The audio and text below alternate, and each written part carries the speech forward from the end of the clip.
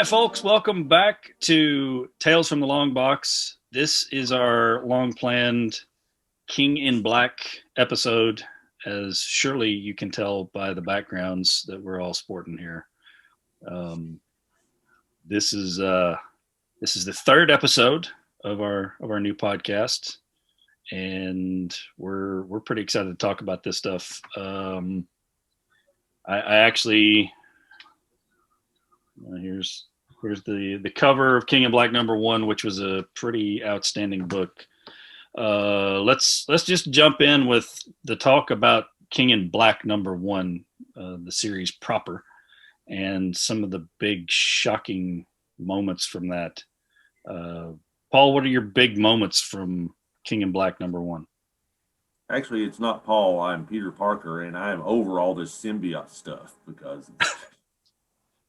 I'm sorry, you can't be Peter Parker with a Green Lantern hat on. I can. I bought it at a thrift shop. I object. The thing that I remember the most was Eddie Brock being ripped from his symbiote for like the 50th time in his life, but this seems like this was a big deal. This one was a bad one. The symbiote screaming in pain and him seemingly falling to his death, and actually he really did die. Wow, for everybody. Spoiler. There will be spoilers here. There will be lots and lots of spoilers here, and if you aren't prepared to listen to us talk about King in Black, why are you tuning in the first place? That's my stance on it. King in Black obviously has deep roots, goes back Absolute Carnage and earlier even, but Carnage was. I found it went back to. It's been a year or so. I mean, I found a Silver Surfer Black that was Silver Surfer versus Null. That was over a year ago. Easy. Yeah, I think this set up about two years, a little over 2 years ago. Yeah, I believe it. And it's this. They set this for the long game. You know, playing a long game with this. Yeah.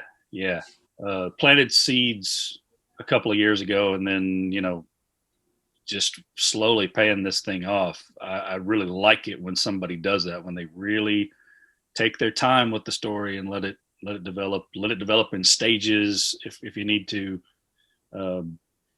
This had some pretty iconic moments. It's the basic storyline for anybody who doesn't know, is basically the god of the symbiotes from the Marvel Universe has come to Earth, and he's basically looking to snuff out everything. And Danny, what are your big thoughts from first issue? Well, my first thoughts, and it really covers the whole thing, is the fact of how many people collaborate on this. Every title just about in the Marvel Universe is worked together, and that's a very rare thing. And it comes out in the writing and the story, all that. And I'm so happy that they've done that.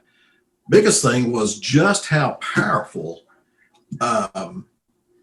he is. Noel is. I mean, he rips Sentry apart. Sentry, that is their biggest gun as superhero. Yes. That was the biggest moment, the biggest visual moment for me, I think, in that comic was just like there was that build up of Sentry showing up, and Sentry's got kind of the normal. Yeah, okay, I'll take it. And then he's gone. Yeah. Wow. Very quickly. So that stands out, and plus being a Marvel fan all my life, and my favorite characters are Spider-Man, Venom, Carnage, that whole thing. This is fantastic storyline. Well, I think you say, because you were just about done with like Marvel comics and comics in general. Just about, yeah. This is a good one to pull you back in for sure. Oh yeah, yeah. I want to see more of this for sure. Well, correct me if I'm wrong, but didn't this all kind of start, like Danny said, about 2 years ago? But I think it was the Guardians of the Galaxy run where Flash Thompson had the cosmic venom suit, and they met a planet of the symbiotes, and I think there was like their master was not revealed, but their master was somewhere in the core of the planet. There was a storyline called Planet of the Symbiotes. Yeah, yeah. And yeah, that's kind of where this was going from. So it's been a long time. Yeah. Was that before Absolute Carnage? Yes. Yes. Yes. So yeah, they planned it on a cosmic level first. That's cool. I mean, this was the Guardians of the Galaxy team. I don't think Peter Quill was around. The team had kind of broken up. Thing was part of it. Flash Thompson, but as he had a special cosmic looking symbiote suit. I mean, the symbiote suit adapted itself for space travel, basically. Yeah. It looked more hulking, but more clean lines, no tongue, no bulging eyes. It was a neat look. I liked it. Another big visual from that first issue is the Celestials.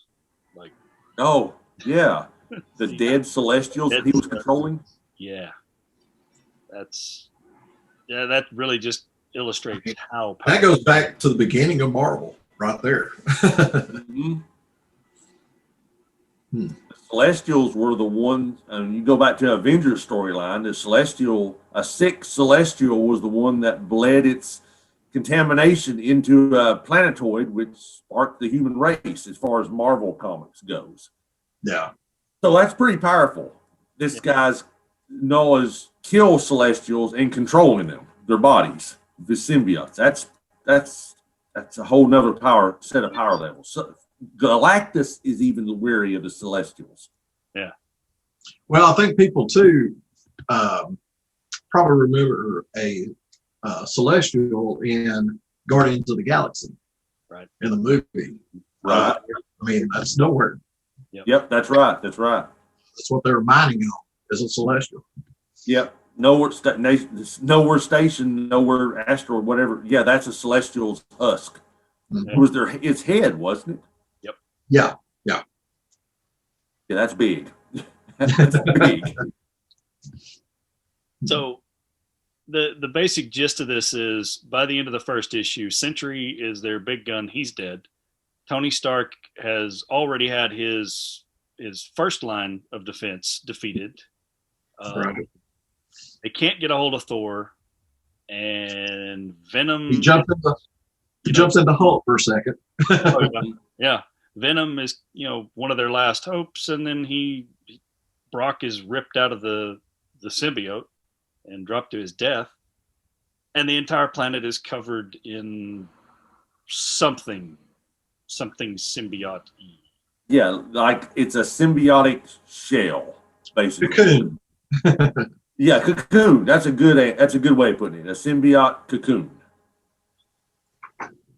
So, Danny and I have had a number of conversations over the last couple of days about the cocoon and my skepticism of the human race being able to survive with the sun blocked out and a cocoon wrapping around the planet. But that's, I'm willing to suspend my disbelief for comics. So.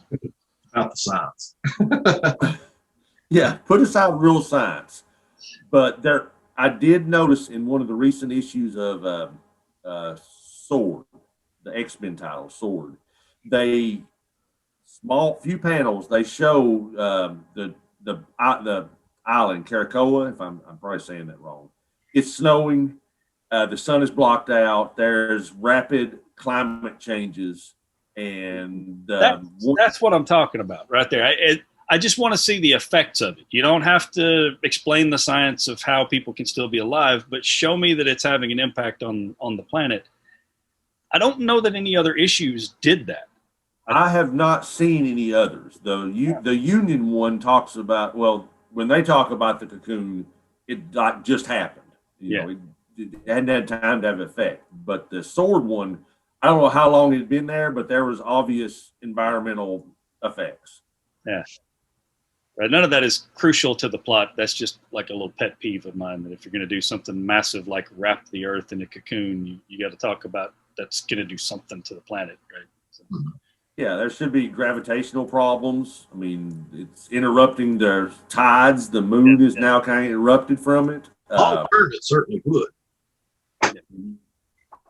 But then again, we're talking about a planet where, people pop claws out of their hands and, turn into green gamma-powered creatures and stuff. So science. They did have a mutant sun for a little while there. Sunfire, with another mutant, was able to be supercharged, and he killed a symbiote dragon by heat blasting all the way through him. And the island was lit up for a short time as the comic was ending. So the mutants have their own sun. Why not? Why not? They have their own everything else, They got their own everything, yeah. Oh, yeah. So what about tie-ins to the first issue? What stood out amongst the tie-ins? Just sort of that first batch of tie-ins. Which ones? There's so many. I'm having a hard time keeping up with which ones was first batch, second batch, third batch. I mean, they're all, everything's a tie-in. Pretty much everything is. You're right. Of course, I guess the Venom issues are really the must-read issues. Yeah. And there's some one-shots in there, too. Some of them are not necessary, obviously. No. There's a Namor. There's a Namor series that's tied into it. And there's 3 issues, and I've yet to figure out how exactly they tie in yet. Well, Namor is just coming into it. Yeah. Okay. Yeah.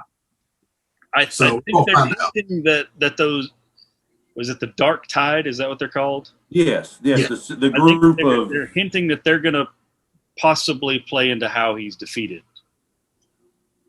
And by them just teaming up with land dwellers, if you want to call them. That's pretty significant. I mean, that just doesn't happen. Namor does not play well with others at all. No, he doesn't play well with his own people.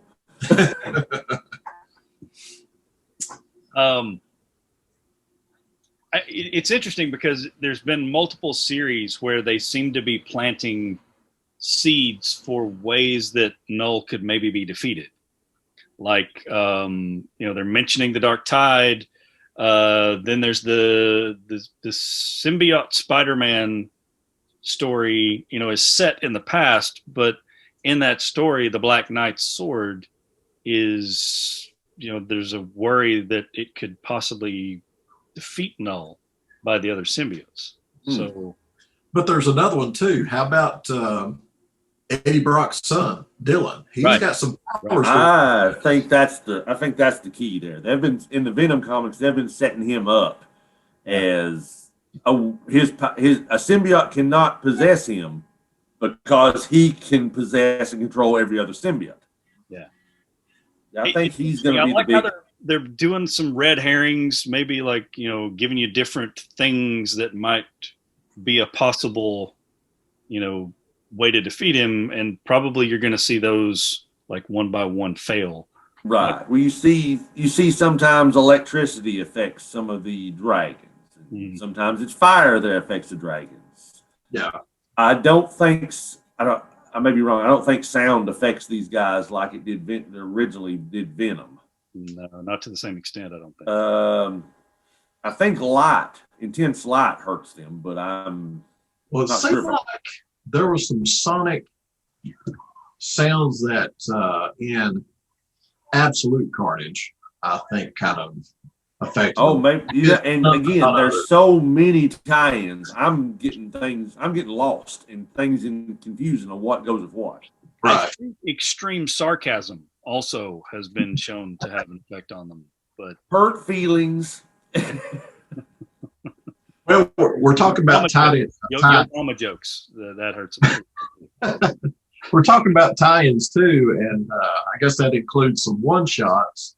Yep. Mm-hmm. And one I kind of want to get out of the way is the whole team up of Doom and Iron Man. Iron Man. Yeah.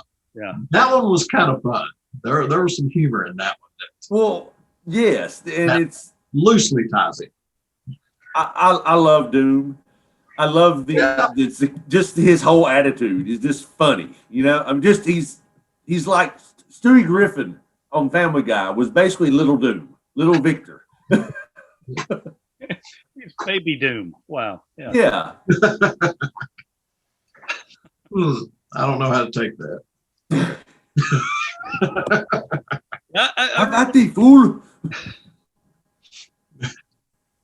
I like Hey, that woman. issue too, Danny. I think that was a nice, because look, King in Black is very heavy, right? This is a very kind of thing so far, and There's not a lot of room for fun and comedy. yeah. So anything to kind of break it up a little bit and give you a little different feel. That brings me to my favorite tie-in, which doesn't have really a big impact on the plot at all. But the Immortal Hulk tie-in, the one shot, Yeah, that was a beautiful thing, man. That's just that's a classic comic. Like I will hold that up as like one of the best comics of the year, and the year just got started. That not a single word of dialogue, everything just told through the visuals, and it was just that was amazing. I really like that. Again, just collaboration. As the regular series, but not the same artist. But anyway, sorry. Right. No, I was just saying. I mean, the collaboration that went into all of this is just. Hey, I'll say this. I've said it for the last few episodes. The Immortal Hulk is one of the best series Marvel's putting out, and it ties into everything. Like you said, the King in Black, and the Hulk is being painted in a new, more vicious light, more complex light. Yeah. So I agree. That's one of my favorite comics. I know you've been singing its praises, for a while now, and on the camera and off. And I was intrigued, but a little bit skeptical, to be honest. But after reading that, man, I'm in. That was a fantastic issue, and I'm gonna go back and like dig into the whole Immortal Hulk run now. Everybody, I'm going to have these guys Marvel fans before long. Well, I'm working on. Paul's like 90% of the way there. Yeah, I'm 90%, 5% DC nowadays, and about 5% Independence. Yeah, Paul's just kind of everything. Yeah, Paul. Honestly, yeah. Paul likes it all. Right now, it's more Make Mine Marvel. That's what it's been for the last several months. They're putting out a lot of good stuff. King in Black for one. Well, look, the DC stuff has gotten so stale for me that just jumping into something like this for Marvel, it feels fresh to me because it's not quite the same old. I mean, it is still a crossover that's raising the stakes bigger and bigger and bigger to the point where you almost can't even relate to it because it's on such a mega cosmic level. But still, I really enjoy this, and some of the tie-ins. I'm interested in some of these titles, like the Union. The Union really, Union was not bad. Again, not much of a tie-in, but I'm intrigued by the comic, so I guess it's doing its job. What do you think of? So we've seen the cover. I'm assuming you guys have seen the cover as well for number 3. So looks like we get Thor in number 3. Oh, yeah. So Thor's what do you back. think? Is Thor gonna get his head handed to him a little bit in this one? I think so. I think everybody's going to get their head handed to them until Eddie Brock's son comes in. I think he's the one Dylan is going to be the one that hands finally to Noel. Thor could be one of those characters you're talking about that could be kind of a red herring. Yeah. Well, I had to look this up because I didn't remember it, but again, a year or so ago, they did a historical Thor. A younger Thor fought a symbiote dragon that came back to ancient Viking times, and they called him Grendel, which is kind of that's an ancient story in itself, the story of Grendel and whatnot. And he defeated him with that dragon with lightning, which they've been kind of throwing that around that maybe lightning can hurt. Yeah. Plus, Thor just killed Galactus, so I mean, that's a whole nother podcast for me. I mean, at one point you had the Odin Force plus regular Thor power plus the power cosmic, all wrapped there together, and he killed Galactus. I like Galactus. That's big. I'm also a big Fantastic Four fan, so I love Galactus too. Absolutely. The past tense, he's gone. Dead. And as you know, Danny, people who die, they're dead. They don't come back. Nobody comes back and calls. They'd never come back. No. Doesn't happen. No. Well, we do know one character that will always come back. Aunt May. Aunt May. See, Aunt May is actually the key to stopping Null. Probably is. She's probably actually the king of the She's symbiote. queen. She's going to be his queen. That's why he's come to Earth, really, to find his queen. In Marvel lore, there's the one above all, which is supposed to be above everything. She's the mom of the one. And I've seen it for decades. Her. Nothing can kill her. Spider-Man, I'm telling you. I so wish she had stumbled into the whole absolute carnage thing and just walked through and just got torn completely up, but no. I'm going to see if we can get on Twitter and suggest to some of the writers that she get a symbiote and or a big part or of this thing. We could say, hey, let's come up with stories of how brutally we can kill Aunt May. That's just Danny I Wade. think that would be fantastic. I think if you should write that one yourself and go ahead and submit it. I have. Oh, he has. Yeah. My mind over and He's over. written it as a comic. He's written it as a novel, as an opera. He's written it as poetry. I have a tattoo.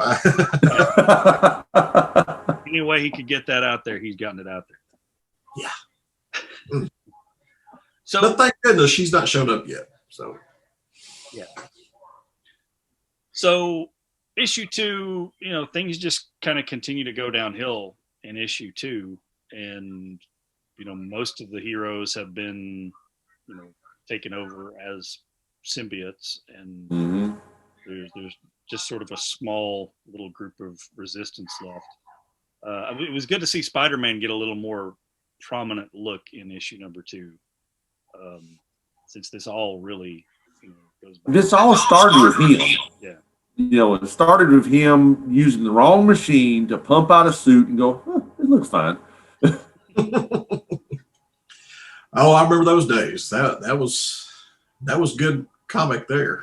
Did you read the symbiote Spider-Man issues, Danny? Yes, I did.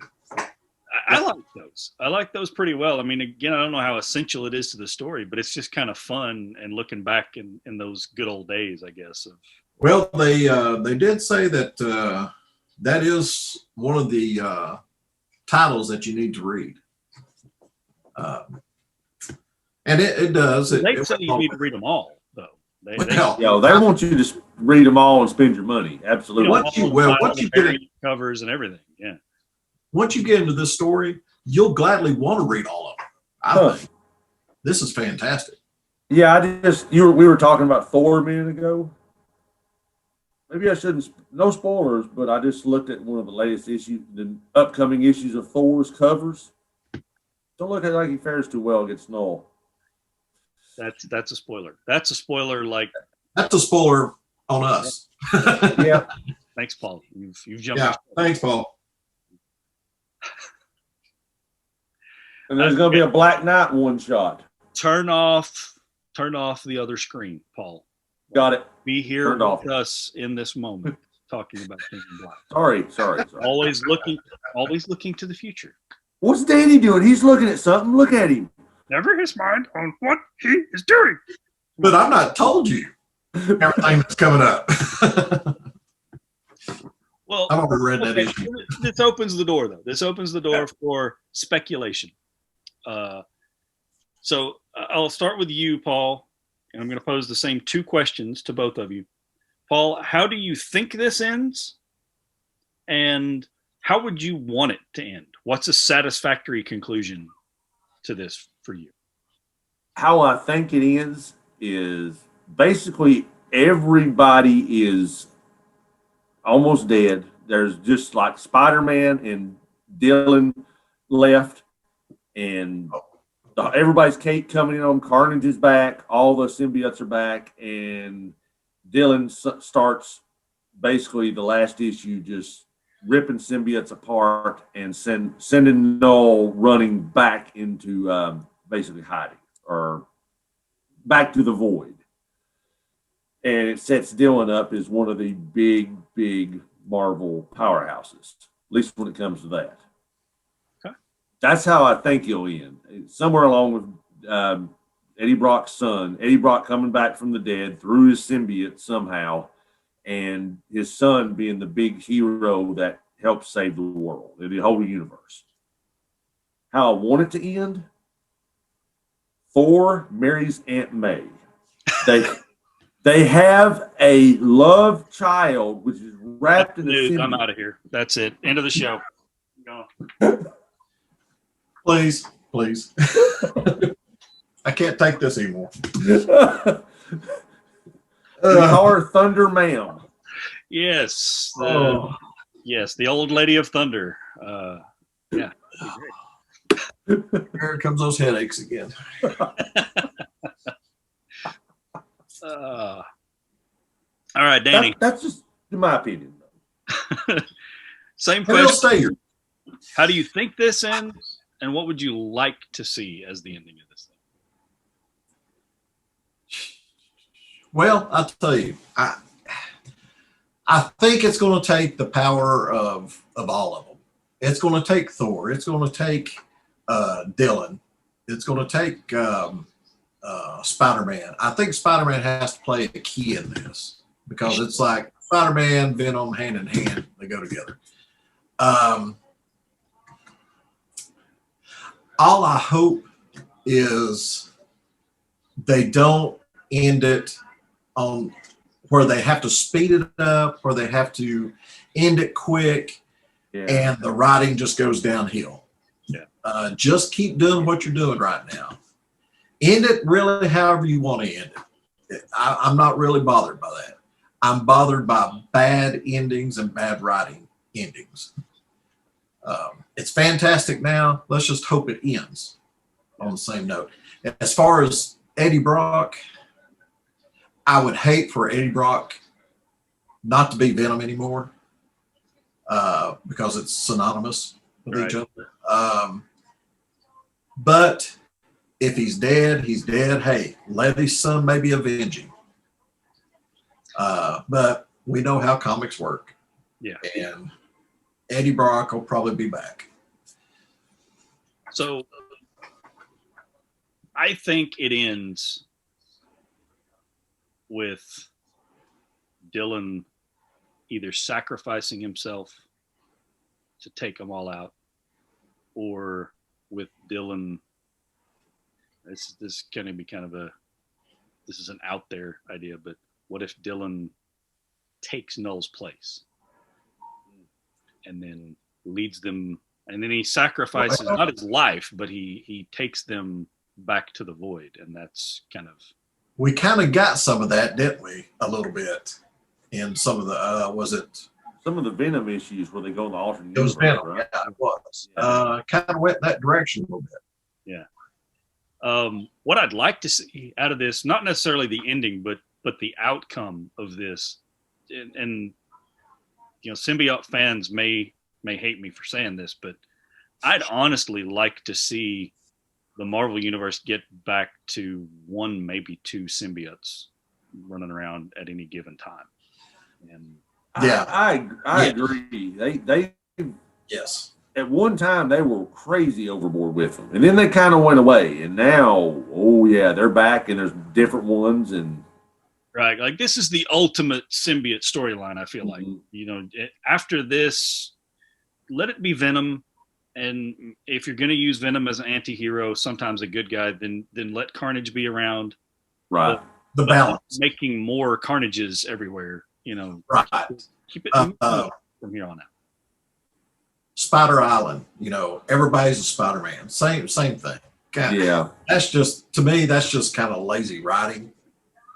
Well, it's a trend, right? And I got on a rant about this on Twitter earlier today about the formulas again. And, it's one of those things where if either company does something like this and it makes a lot of money, then that company is going to replicate it as many times as they can across their entire line. And the other company is also going to do the same thing. Mm-hmm. So you get, there's multiple colored Green Lanterns. There's an emotional spectrum and they all have different powers. Now let's put every DC hero in one of those roles as well. And well, if you're going to do that with the Green Lanterns, then I'm going to do that with the Hulk. There's going to be every Marvel hero is going to be a Hulk now. And and an action figure comes along soon after. Yep. If that's successful, we replicate it with Spider-Man. We'll do this, repeat the same process. Everybody's a Spider-Man. I don't it's feel like that's what this is, though. I don't feel like this is a grab just for cheap cash. I feel like this is he's taken this to the ultimate expression of the whole symbiote, idea. And then you can scale it back after this, maybe. Yeah, I hope this is the penultimate, the peak of the symbiotes, and they go back to Venom and Carnage. Yeah, because that Venom and Carnage is enough. It's good. It works. It's Batman and the Joker. It's Superman and Lex Luthor. It's right. Those work. Yeah, right. This whole thing. I mean, it's a big hit, I think, for Marvel. I think it's been successful for them. It certainly has worked on us. I mean, it's pulled Danny back in. I honestly didn't really care for any Marvel titles other than the X-Men, but this has been a nice entry point for me to take a look at some of these other titles, like Immortal Hulk, like Union, like I don't know if the symbiote Spider-Man thing is going to stick around beyond King in Black or not, but I'd read it if it did. That's, it's an interesting. Marvel has got some good stuff. The Avengers has been interesting the last few years. Magnificent Miss Marvel. That's been a good title. The Champions. It's been a good title. Guardians of the Galaxy. That's solid stuff. They've got quite a few. All the X-Men, all the 9 million X-Men titles have been pretty good. Well, they've got their own storyline right now that's kind of working into this. Yes. Yeah. Nice to finally see them get brought into the Marvel Universe's storylines a little more. But has there been any Fantastic Four with this? I feel like there has, but Blake has been fighting. The Torch. Yeah. Just came through. That's right. That's right. And Reed is there in, with the last little group of people trying to figure all this out. Right. And, the Thing and there was a group of the street level people that were fighting them on the street level, and Thing was part of that. Okay. All right, guys, well, there are a million tie-ins. It's hard to kind of keep up with. Everybody's in it. Yeah, basically everybody's in it. Yeah. If you're going to invade the whole world, everybody's got to be in it. Need to be. Yeah. But it's just odd. Past storylines and things I've read with Marvel, it's just not. You've had some writers say, no, I don't want to be a part of this. You had some that, well, I'm not a part of it enough, so I don't want to do that much. You've always had this give and take kind of thing, and it just seems like this story finally has everybody pulling in the same direction. Yeah, everybody's rowing the boat in the same direction. Yeah. Yep. If they stick the landing on this, this is a classic, just because of what it is. I mean, the opportunity is there. This is Secret Wars classic. This is one for the ages. classic if they stick the landing. This, quite frankly, is probably better than Civil War. I'm enjoying it more than Civil War. It certainly ranks up there. Yeah. Yeah. Again, I like that they're taking it slow and teasing They this out build for a good long period. Right. All right, well, guys, our time is running a little short for this one, so we'll kind of wrap it up here with those thoughts. Next week, we're going to do a combo show where we'll do a little update on the second, maybe even third batch of DC Future State stuff that's come out. We'll talk more about King in Black because there will be more King in Black stuff to talk about by then. And then I want to dig into some Image stuff next week. So I'm going to give you guys some reading that will be a little unusual for you. Man, that means I got 30 years of Savage Dragon I got to catch up on. No. No. We're talking about like No. any comic from Image, not like, their entire line. Oh, A you comic. got Cyber Force. They're still around. You got Savage Dragon. You got Spawn. Youngblood. I'm trying to think where Youngblood is. If they're an Image now, or are they somewhere else? I think they're still Image. Wildcat. We'll figure it out. We'll talk more about Image next week. Until then, this is the crew from World Class Nerds saying see you next time from Tales from the Longbox. A classy comic world. Yeah.